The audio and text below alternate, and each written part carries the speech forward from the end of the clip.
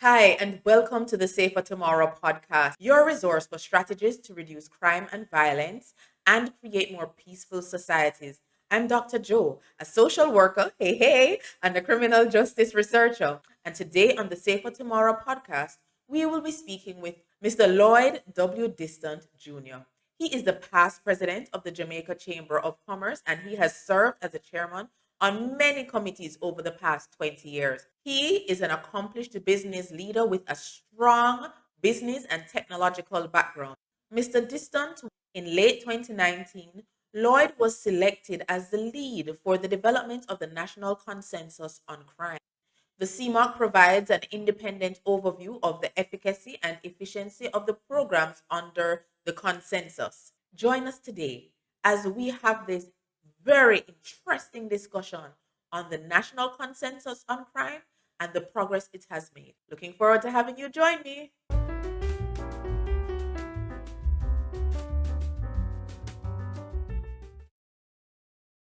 Hello, and welcome to the Safer Tomorrow podcast. I am Dr. Joe, a community social work educator and a criminal justice researcher, and this podcast focuses on reducing crime and violence and creating more peaceful societies.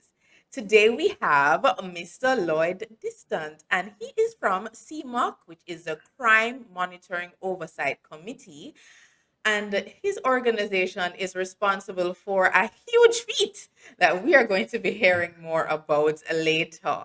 And I just want to invite him to ask, just really share a little bit about himself and what really sparked his interest in this area of developing a national crime consensus. Welcome, Mr. Distant. Thank you, Dr. Joe. Thank you for having me and providing this opportunity to share a bit about the consensus on crime and what we're trying to achieve.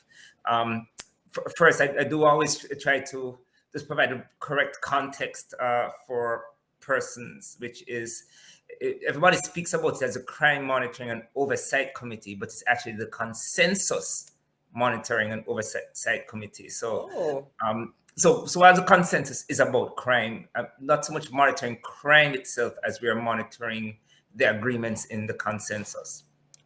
But by way of quick background, so I won't go through my whole resume, but I'll speak to circa 2018. In 2018, the then president of the private sector organization, Howard Mitchell, engaged the Partnership Council, did some consultation, engaged a Partnership Council on achieving an agreement, a consensus on crime. Did not get so whilst there was a collective agreement that it was important, it did not advance beyond that verbatim agreement, largely because some specific steps needed to be taken that were not being advanced by persons in particular positions or roles. I became president of the Jamaica Chamber of Commerce in 2018, so that sort of rolled into my administrative year. And circa 2019, Howard continuing to push, and several of us others from the wider civil society got together, engaged the government and the opposition, and brought them to a discussion, a meeting in August of 2019 that led into a summit in October of 2019. So the Prime Minister appointed the Minister of National Security. The then leader of the opposition, Dr. Peter Phillips, he appointed the opposition spokesperson, Fitz Jackson. And the agreement by the persons at the initial summit was to ensure that the consensus itself was informed by data. So it's not about, I feel this is going to work or this sounds good. It was about, let's just get data, let's utilize empirical evidence that's going to direct the agreements that we'd have had in this consensus. Because at this point in time, the churches, the private sector, all the private sector organizations, Montego Bay Chamber, Jamaica Chamber, the PSOJ, JMEA, they were all on board. The two significant church representative groups, that's the Council of Churches and the Umbrella Group of Churches, the trade unions, all the trade unions were on board, the Women's Coalition, the youth groups. So it was, again, a broad coalition came together. and signed off on this consensus. 38 agreements in the main consensus document, under initially 7 pillars that go into 8, and I can summarize the 8 pillars quickly for you if you wish. Yes. But this consensus on crime basically was to, let's get out of debating what are the things that we should do. Let us have a common understanding of what the issues are, and a common understanding of the most important things to achieve a sustainable reduction in crime and violence. And in my summary, I just want to really pinpoint the agreement. So the agreement is about a sustainable reduction in crime, violence, and corruption. So violence and corruption, by its nature, are criminal acts as well. But because it is certainly, the data indicated that we not only had a crime problem in Jamaica, we had a violence problem that we needed to address. And this issue of accountability and corruption was at the very core of part of the lawlessness that existed. So it was said, crime, we have to pull out violence and corruption and understand those two items. The issue of sustainability was raised very early. We had 3, I'm going to say eminent professors, but it's not academic professors: Professor Tony Harriot, Professor Tony Clayton, Dr. Elizabeth Ward. These were 3 people who sat on the working group. And these are people who are in the trenches. So it's not just academic and theorists. They understood the challenges in Jamaica. And the commissioner did a presentation to us where he showed over several years, there have been several interventions, Special Anti-Crime Task Force, ACID, if you remember those days, the Kingfish. You see the reductions, but we never got sustainable reduction.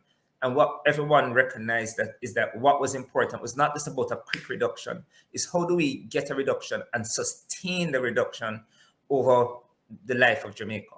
So you asked me to summarize. I gave you a little bit more, but I hope that gives a context. Yes, and you mentioned, I think, the 8 pillars Yeah, 8 pillars. yes. Could you share that with us, please? Sure. So what was agreed, there's this thing that's called a public health approach. Don't just deal with the symptoms, deal with the cause. And it was very clear that what we required ultimately was a social, cultural, and community transformation. So the core pillar, as I mentioned, we started with 7 pillars, now 8, but the core pillar was around ensuring that we had social, cultural, and community transformation. And largely speaking, the work of the National Commission on Violence Prevention was to chart that path forward.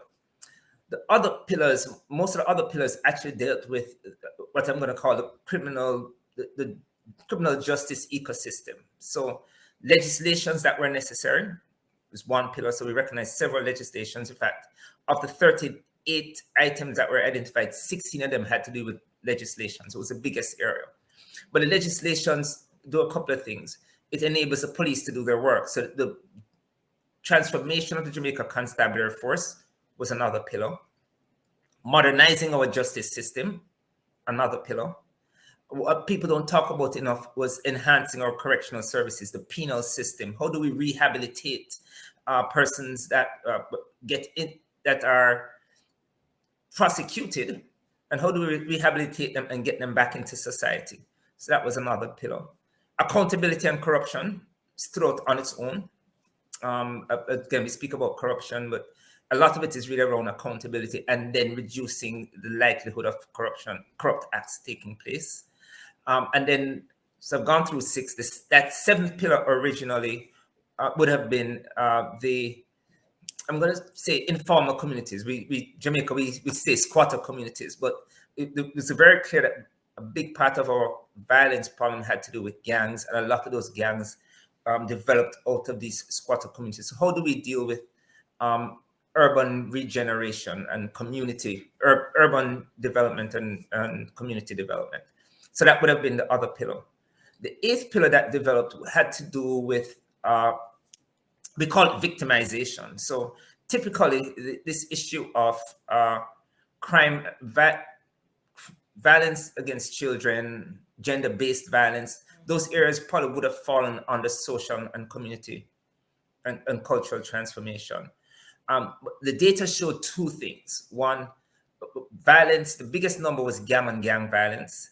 The second biggest number was domestic violence. And so it was deemed important to say, rather than leave it, within the gambit of everything else, just pull that out and have a very clear focus on this area called victimization. Again, gender-based violence and eliminating violence against children were the two primary areas under victimization. So that, Joanna, and to your listeners and viewers, that would have been the 8 pillars that were highlighted within the consensus, and there's specific agreements in each of those 8 areas. Okay, thank you. So, I mean, kind of backtracking a little bit when we think about the number of stakeholders that you were able to bring together, can you tell us what that buying process was like? Was it challenging? Was it difficult to engage persons in developing this consensus? Persons often spoke about, how are you going to get the government and the opposition to agree to all of these things? And I would say, with the exception of one item, that initial meeting with the leader of the opposition, Dr. Phillips, and the Prime Minister, Andrew Holness, at the time, there was literally agreement on almost everything in the very first conversation we had back in August of 2019. But we would have had about 70 consultations over a period of about a 6-month period, right? So because it's not just the stakeholders, the private sector, the trade unions, the churches, it wasn't just the stakeholders. We also had to speak to other entities. Jamaicans for Justice was involved at the time. The PMI would have been involved in some of those conversations, but also the ministries, departments, and agencies that played a role in fighting crime, or dealing with crime. So dealing with crime. And so the consultation would have been across 70. A big part of it was gathering information. And then when we identified the things that we wanted to focus on, first we did a principles document. The principles document generally is, we believe that crime is bad. We believe that we need social reconstruction. We believe that we need JCF transformation. Those were easy things for everybody to agree with, the principles themselves. And so the principles behind the consensus, we agreed within, I'd say within 6 weeks. But getting that harder work around meeting with the individual groups. And I would say the bigger challenges would have been getting everybody and all of civil society on the same page. Again, I don't believe the biggest challenges, let's just say don't believe, the biggest challenges in some of these conversations was less so around getting the government and the opposition to agree on key things. I think the only challenge was, let's just say the primary challenge was this issue of states of emergency and dealing with and utilization of the military. But if you took that one out, getting everyone to acknowledge the root causes of crime and the things that we needed to do to transform. Because you have people who just think we need a police state. Mm-hmm. And then you have people who would say, look, the police state is not what we need. We need rehabilitating people who are bad, and we just need social transformation. But the fact is, we need all of these things. It's not one or the other. We need all of these things based on where Jamaica is. And our crime or violence problem has actually become enrooted as part of our culture. And getting everyone to first understand that and understand what are the things that are most important. Because as I'm sure you can appreciate, and again, listeners and viewers can appreciate, there are thousands of things that we need to do. So distilling it down to the 38 critical things that we needed to agree at this point in time, 3 years ago, in itself was a challenge as well. So an iterative process, a lot of facilitation. I think I can work at the UN anytime I'm ready now, because sort of negotiating. But I had a lot of support. I mean, there were some key Jamaicans who, their names aren't called out in the public very often, but they're really behind the scenes that supported this whole process. Yeah. I mean, this is a significant amount of work, and a lot of data collection, a lot of meetings to facilitate and to negotiate, this consensus. So I just want to say congratulations. But Dr. Joe, as I speak about, I mean, the guidance that was provided by Professor Clayton, Professor Harriot, Herbert Gale, who wasn't part of the Mhm. working group, but he contributed a lot in one-on-one discussions. Those were very helpful. And again, you're in research, so you have an appreciation of just how much studies and data and information is out there. So sort of going through again, I don't have a doctorate or a master's in criminology or anything like that, but I feel as though I've gotten a real crash course in understanding all of this over the period of pulling this data together. But what we did recognize, and you opened, when you and I were speaking before, you spoke about expanding, getting more Jamaicans to embrace what is necessary. Because what came out of this is one thing to have the agreements. There was the terms of reference for the consensus monitoring and oversight committee was also agreed by everyone, because the recognition is one that we need to track and measure the progress in these areas. So it's not just about having an agreement to say we're going to do these things, but are they being done? And we now need to hold the government and all the stakeholders, ourselves, as well as the opposition, accountable to supporting the things that are in the agreement. But also we need to get all of Jamaica on board, because you can appreciate if the commissioner, if we say to the commissioner, do these 20 things because they are the most important, and he's doing the 20 things, then let's not distract by saying the numbers aren't coming down, because we say the numbers are going to come down. We got here in 40 years. So it's not going to take us overnight. So let's appreciate that doing these things ultimately will get us to where we need to be. And let us stop having a conversation around the other things that need to be happening. Let's focus initially on these 20 things. So we can talk about everything else because they're all important. But if these are the 20 most important things, let's ensure the 20 most important things are happening, because we're in this for the long haul, not the short term. And our conversations, we have not done a good, as good a job as we should have in communicating and engaging all of Jamaica. And we're going through a process of updating the consensus now. And a big part of that is ensuring we have a budget to communicate with Jamaica to say, look, I know somebody said the most important thing is to stop people stealing electricity. Okay, that's not really the most important thing. But can we get all of us to agree that how we inculcate our children at an early age about how they deal with conflicts is something that we've got to get focused on. And we need to put all our efforts, or a lot of our efforts, on this next generation that's coming up. So as we deal with things like inequity, youth unemployment, let's also ensure that we're teaching civics in school.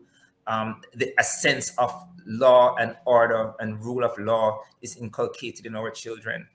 Those are things that we need to embed in how we operate as a society from now.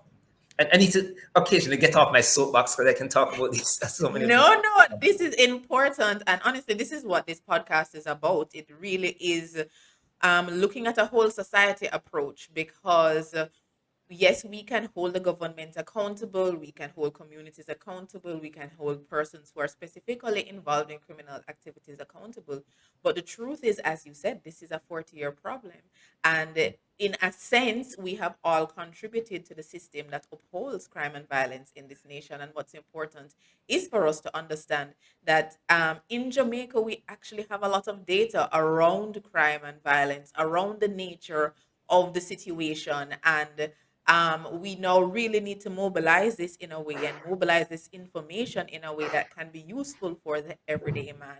And in some recent conversations I've been having in classes, etc., one of the points that we've really been reflecting on is just how important it is to see each one of our roles as significant. So, for example, if an individual comes to a government agency, for example, to have a service, to receive a service, and are unable to receive this service that is vital to their existence, this contributes, or this can contribute to this sense of crime and violence that we have when persons become frustrated because they're Yeah. unable to meet their needs in the legitimate ways that are provided.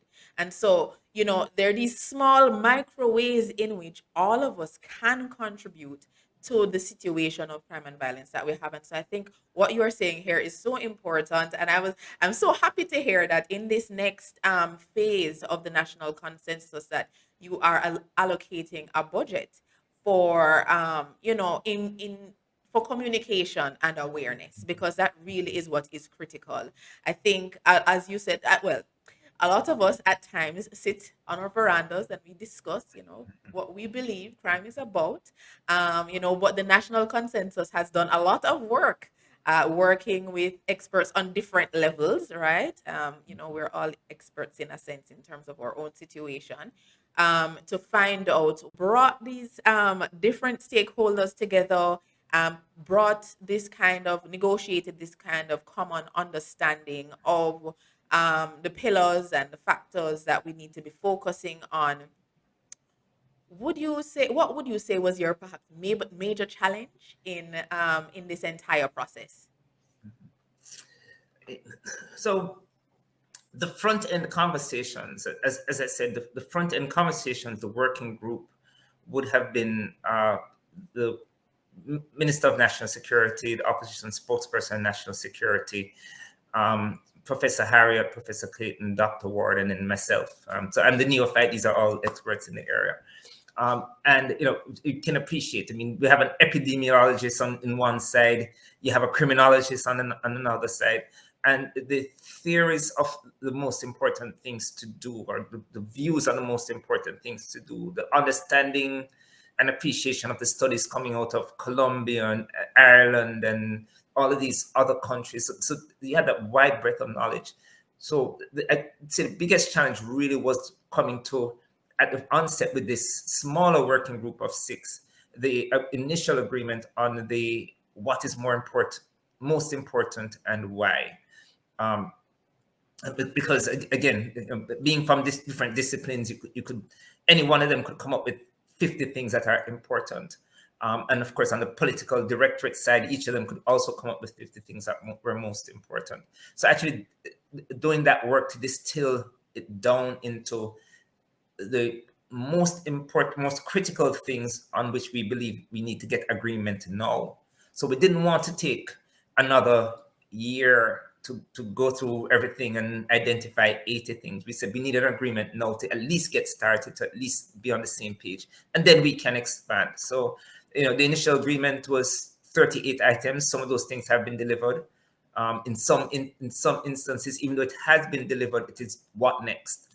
So I'll give 2 examples. So in the Public Bodies and Management Accountability Act, right? So how public dealing with the concern around corruption or effective use of state resources.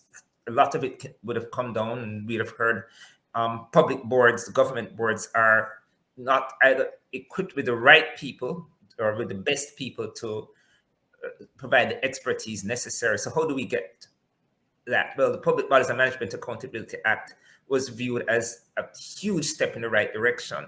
So now that the act has been approved, what next? Because just approving the act doesn't get us anywhere. We now need to track, have the boards been changed? Have they been appointed in the context of the new agreement? And then at the next point in time, we now need to track the effectiveness of these boards and the audit reliance on the Auditor General reporting on board compliance of an agency compliance on delivering on their objectives are the things that need to be in the next agreement. Another classic example is that the original consensus spoke to the transformation of the Constabulary Force. So all the agreements in there was really about the transformation, which for the most part has been going according to plan. Some challenges, budgetary and so on, but most part, the commission and his team have been delivering on those. But now we need to report on the impact of those. So we've invested, we used to invest $2 to $3 billion a year in the Ministry of National Security. The budget over the last several years has been closer to $20 billion. And again, giving credit to the fiscal space created through EPOC and the IMF. So fiscal space created, so we have more money in the budget to allot to crime reduction. And so we're getting $20 billion a year. A lot of it is being invested in the JCF transformation. Now that we're investing this money in JCF transformation, what are we seeing in terms of the impact? I mean, are we identifying and prosecuting criminals faster? Are we seeing response time of JCF improved? So those are the kinds of things that we now need to be tracking in the next consensus. So it's an iterative process. Again, I say it all the time, 40 years to get to where we are. There are no quick fixes. There's not going to be a miracle. We need, as Jamaicans, we need to do the hard work to Yeah. achieve that objective. Yeah. So, I mean, this is obviously not a talk shop, and you've given us a few snapshots of how it works. But could you tell us on a kind of general basis, how does the national consensus on crime work? You know, what's the operations? Okay. So the agreement largely is around, for the most part, the entity that's going to deliver is the government of Jamaica through ministries, departments, and agencies. So in the next iteration, we expect to have specific deliverables for the church and the private sector and so on. Because if we're all saying that something needs to be done, it's not just about the government, what's the role that we are going to play, right? So 90% of it will be on government, very clearly, supported by the opposition. So that's the political directorate. But we as stakeholders need to also speak about what we need to deliver. So you ask, how does it work operationally? So we have the agreements, and what CMOC does is that it meets on a monthly basis, and we get reports from the Constabulary Force, from the Citizen Security Plan Secretariat, from the Ministry of Justice, from any agency that delivers on items in the agreement, and then we report. So either you're doing it or you're not, either you're delivering on time or you're not, either you're making the KPIs. So, in the private sector, we say what gets measured gets done. And that's really what we're doing. So we're trying to measure to ensure that it's getting done. And where it's not getting done, then we all should collectively hold the agency or the ministry or the minister accountable to the fact that it's not being delivered, which is always one of the biggest challenges. So EPOC, because the IMF set specific targets, would have been successful because, there's a big stick. So there's the carrot, which is the economic performance, reducing the debt to the GDP actually makes us able to do more with the funds and resources we have. But on the other side, there would have been the big stick of the IMF saying, if you don't do this, then here are the repercussions. In this instance, there's no, the big stick really are the stakeholders holding the government accountable and saying, if you don't do it, we're going to report on the fact that you're not doing it. So of course, there's always a challenge with that because that now it can become political. And so we've got to be mindful to stay away from having a political conversation. And this really is about, this is what needs to be delivered. And if there's a challenge, let's understand, COVID came, there was going to be a challenge around focusing on some of these things around the budget availability and the resources available to do certain things. So we know as Jamaicans need to be aware and be, I'm going to use the term be accepting, to be empathetic and provide the space for the government and its agencies to work in a different way and adjust the targets. So we're not going to be able to achieve 1,000 new recruits in the police force when you're asking them to do a very different kind of work during COVID, when you're saying we can only have, instead of 60 people in the classroom, you can only have 10 people in the classroom. Those are real impacts. And so it works by us measuring and being able to hold accountable the agencies, but also to have an engaging conversation around where the challenges are and how we can support them to deliver. So we have got to support the persons who we have asked to deliver. We've got to support them. And then that next phase would have been, let's reduce the political rhetoric around some of these challenging items. So the National Commission on Violence Prevention, one of their recommendations is that we need to reduce corporal punishment generally, right? So when we say we should not be slapping the children's hands in schools, it is a part of how we have inculcated persons to deal with poor performance or bad behavior or poor behavior. And that's not how we should be doing it. So we shouldn't be using cutlasses to beat our children. Maybe that's not a good reference, but this issue of how our children see us deal with poor performance or how they see us deal with conflicts. We have got to change that for that next generation to come through. So the communication component and the engaging of Jamaica, we say engage Jamaica is the third, is one of the three objectives of CMOC. And as I acknowledged, it's an area we've not done a good enough job with, larger budgetary challenges. But that communication, engaging all of Jamaica to get them on board, definitely is an item that we've got to measure going into this new consensus. Yeah. Okay. So in terms of you speak about tracking, right? And you've spoken a little bit about some of the principles or items that have actually been done. Could you share some of those with us? Okay, sure. So there are one primary item, I'm going to say two items on the social and community transformation. One, the recommendations from the National Commission on Violence Prevention need to be completed and need to get out there. So there's still a lot of work to be done, but they came up with 9 recommendations last August, which was important to identify and guide the kinds of interventions that will actually make a difference. An analogy that I've used often is a particular group went to one of the international development partners and said, in this community, we have children who are being recruited by gangs, they're wayward out there. Let's develop a community center. Some people in the community really wanted running water, but people thought the community center was most important. So you put in a community center, but you don't put in everything around how the community manages that community center. So what ends up happening is the gang take over the community center and they use it as a recruiting establishment to bring in the youngsters. And so CAPI would have spoken about $380 billion. They did a report with $380 billion spent on youth intervention programs over 10 years, and could not measure the impact of more than about 10% of those programs. So this issue of measurement really came to the fore there, that said the programs that need to be implemented, where we need to spend our funds, need to be on the programs that will have impact. Yeah. So National Commission on Violence Prevention recommendations are out. It's considered to be an important step forward to guide the interventions of not only ministries, departments, of agencies, but also NGOs or international partners. We want to guide where the funds go. On legislations, there were things like the Firearms Act.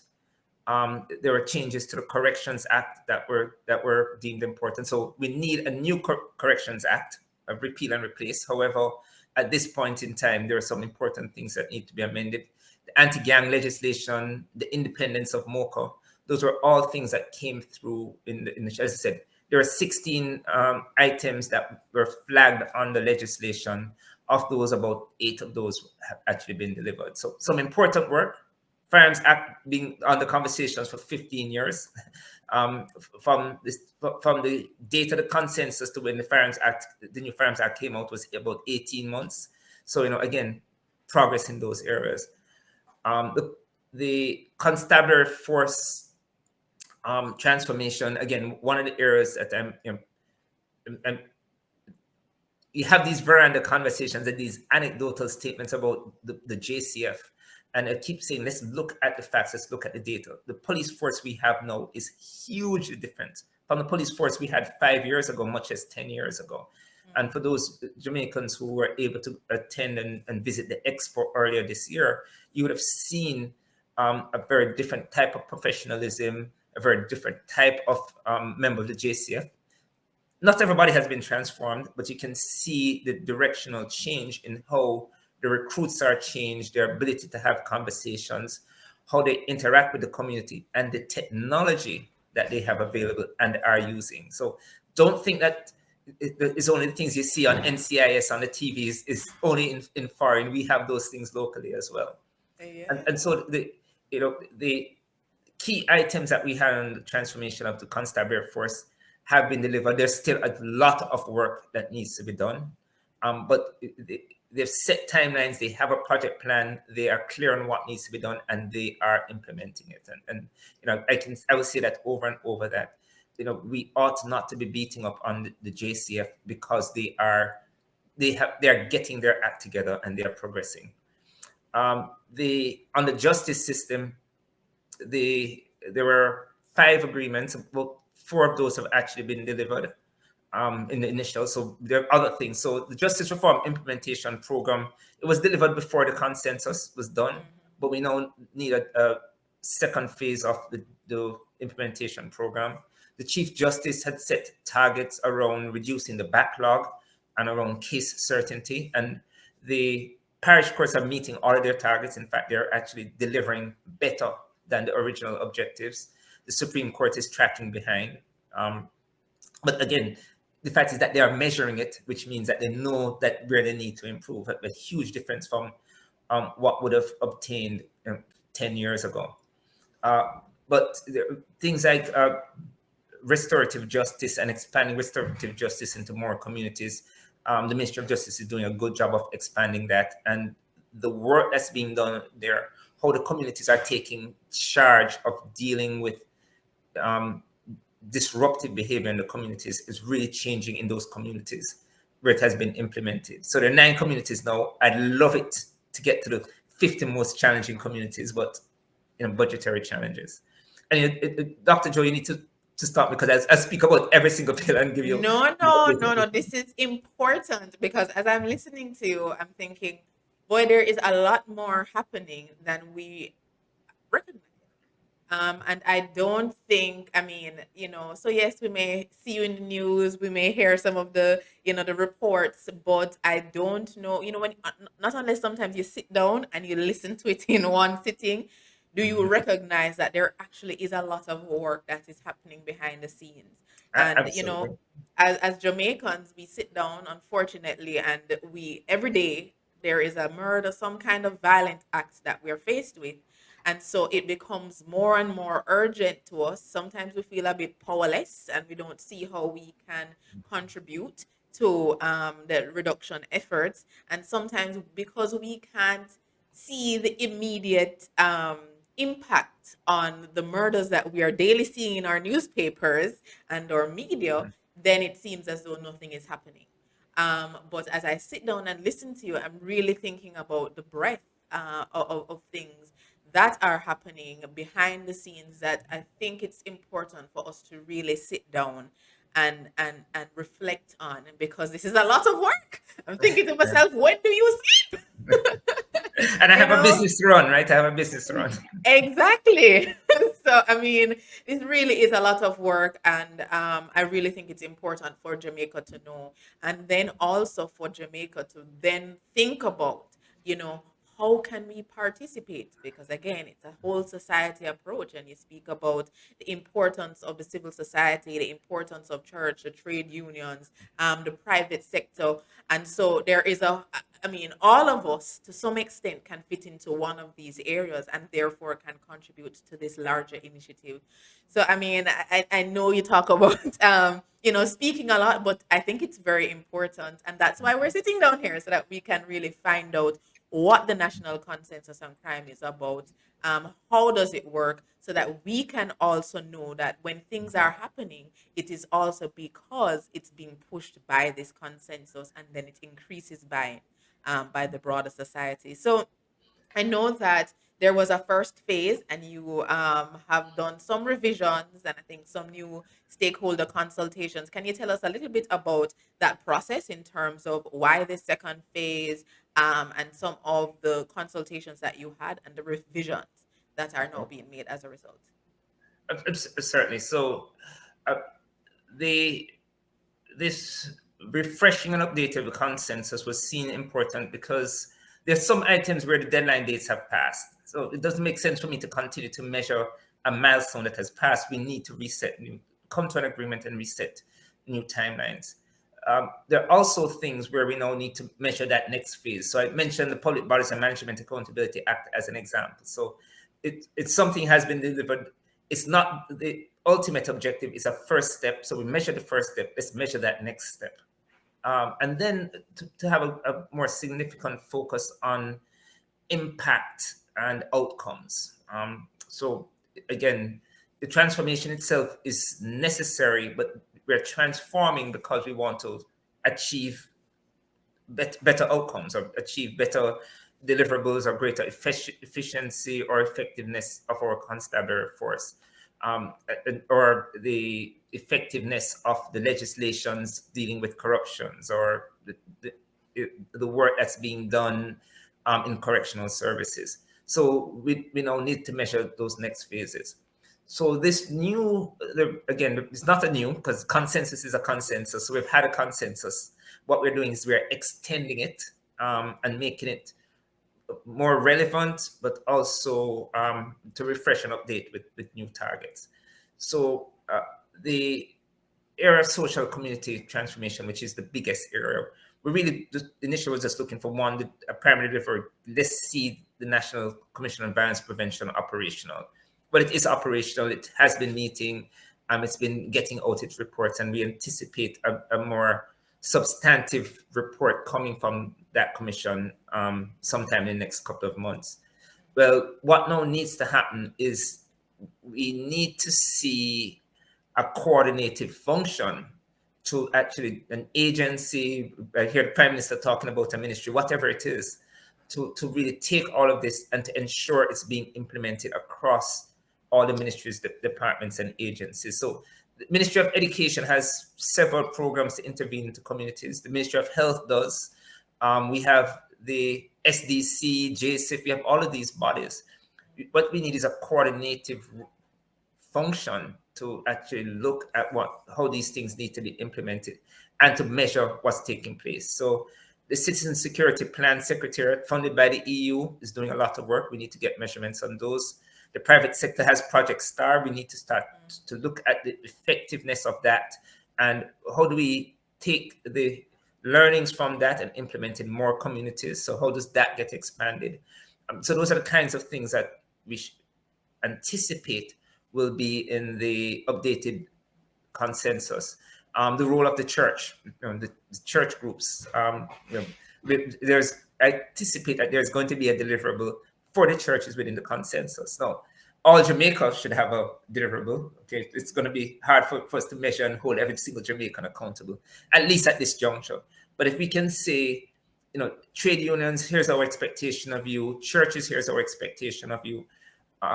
It enables us to ensure that there's a collective and collaborative approach. All hands on deck, as you said, all of us joining hands to deliver on these. A huge area that I didn't mention before is the correctional services.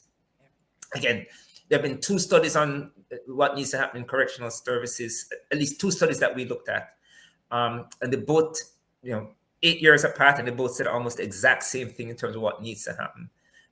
What would have been presented to us a year and a half ago is clarity from the technical directorate in the ministry to say, here are the things that need to take place to reduce recidivism, which is at about 40%. It's a very high recidivism that we have in Jamaica. So we need to reduce it, but we also need to do a better job of, as we take persons who have been convicted and incarcerated, reintegrate them into society.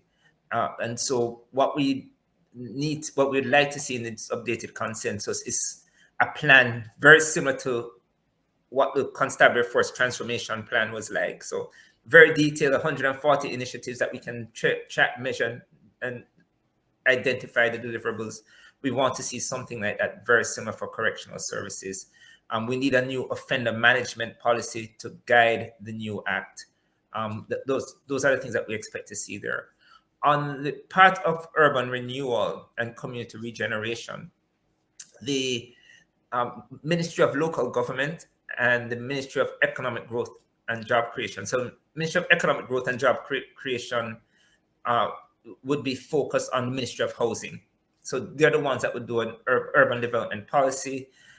Parish development plans need to be developed for all parishes, so we know both from an urban center standpoint, but as well as a rural center standpoint, how we need to grow going forward, so that we don't allow new informal communities, squatter communities. We don't allow new communities to form like that. But what we also need to do is look at those existing squatter communities. So there's a survey that's in the agreement, that we expect to be in the agreement, a squatter survey that needs to be done, and an action plan around how we deal with these communities. So we need to regularize them and again reintegrate them into society. Yes. So all of those we expect to change. I don't expect to see a big change on victimization. They're two detailed and what we consider to be appropriate studies. One, the National Plan of Action to Eliminate Violence Against Children, and the National Strategic Plan of Action to deal with gender-based violence. There are two studies. The first one, the Eliminate Violence Against Children, 5 areas, 33 action items. And the Ministry of Education has identified and has appointed a senior director to actually manage that plan. So again, just to recognize that we've had all of these studies done over time. And one of the biggest things is, do we need a new study, or do we just need to implement what we know? Yeah. And in implementing what we know, it's important to have somebody sitting at the helm who we can say, is it being implemented? Are you tracking? Who are the people who need to deliver? Tell me about the progress that's being made. And the Ministry of Education has done it on one side. And for the strategic plan of action to reduce gender-based violence, it is, again, 5 areas, 133 initiatives. So it's a big plan. And the Ministry of Culture, Gender, Entertainment, and Sports, again, has identified a senior director to manage that plan. So in both instances, the ministries have done the right thing. So yeah. We can be negative, or we can look at the positives to say, okay, finally we have somebody who owns the plan and is implementing. And what I'd say about both of those areas, the fact that you have a senior person who's managing the plan, the dysfunction that existed where different departments of government weren't talking to each other is slowly but surely being reduced. So the Eliminating Violence Against Children, CPFSA, the Victim Services Unit, there are about 6 organizations that were out doing different things. They reported to different ministers, out doing different things, and they weren't talking to each other. Well, can you imagine the huge difference now? You have an all-of-government approach where they are meeting once a month to speak about the programs that are taking place, to reduce the inefficiency of overlaps, but also to identify, oh, you're doing this, I'm doing this. Okay, you know what? Let us come together because here's how it can be more effective.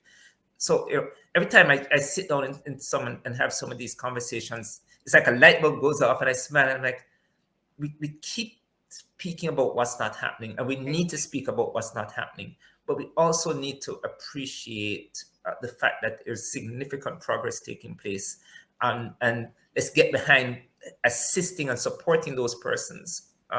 There's a study, I'm going off track again. There's a study that was done on psychosocial behaviors, right? I forget the exact name of the study, but it was done, it was presented last year. It identified a need for a significant increase in counselors and psychologists in educational institutions. And in the presentation, the Minister of National Security was there, and the State Minister for Finance and Public Service was there. Several PSs were there. But when the number was raised, and it may have been like 130 million or something like that, to say, this is the amount of money that we need to invest over a 3-year period. The minister literally turned around and said, it's 130 million that we need to deal with this psychosocial challenges that are taking place in the schools. These are children under 16 years old. If that's what's needed, then that cannot be the biggest challenge when we have $1 trillion budget. And he looked across at the Minister of State, and she just nodded her head and said, "Yeah, let's get it in the budget and let's sort it out." But that takes place when you have a collective grouping of persons having the conversation. No, we need to ensure it gets in the budget, and that somebody is appointed to ensure it's spent the way it ought to be spent. But at least we know what needs to be done. We have an agreement, and the budget is being identified to take care of it. I mean, when I speak to Dr. Ward about it afterwards, she's all smiles because she's like, I've been speaking about this for 15 years. I'm glad to see it's actually at the forefront. Again, Yeah. it's about implementation. It is definitely, and I mean, I know you're talking about psychosocial work. I didn't hear the social workers who also do Oh, yes, yes, psychosocial yes, yes. work. And and part of what came out in this study as well, Dr. Joe, is we know that this is what we need to spend to get there, but we also don't have enough resources. There are not enough persons coming out of the tertiary institutions to fill the gaps. So we have a front end problem that we also need to fix. So let us not just say the government is not doing enough. Let us say, okay, for us to do everything, we need 130, but we only have 50 people who are capable of doing this work. We need 95 people. So it's going to take us 3-4 years to graduate, to get people in and graduate them up. Probably another 2 years for them to really be have the experience that's necessary. Correct. And so for us to get where we need to be, again, yes, we should have planned this and we should have been talking about it 20 years ago. We are where we are. Let us fix it now. It's going to be 6 years before we have the requisite persons in place. Let's talk about what we do in the short term. You know, do we need to bring in external people from overseas, whatever that is? Let's talk about what we do in the short term before we can have enough Jamaicans to deal with our own problem here. Yeah, and I mean, honestly, I do believe that we do have a good amount of persons coming out of the universities, just being able to retain them. Yeah, that too. I think that's a huge challenge that we have, because we do have a number of social workers, for example, that we're graduating out of the University of the West Indies. But you would find that a number of them do want to go abroad. And so we are losing some of our best and brightest here. But yeah, definitely, I agree with you. We definitely are at a place where there change is possible, change is happening, and we can participate and join this move towards change. So I mean, I've heard a lot today, and I must say my heart is glad. It is glad to really hear that this amount of work is happening in Jamaica, and I really, really encourage you. And I mean, you said it already, but I just want to undergird just how important it is for the rest of the society to really have a good understanding of what the national consensus on crime is about, and what it has accomplished in such a short space of time, and where it is going, and perhaps specific. I mean, um, as I guess specific ways in which persons can contribute, so that they can see as well that as they are participating in the church, whatever the church initiatives are, or in the public sector or the private sector, they can feel like they are contributing to crime reduction as well, and they are part of this initiative.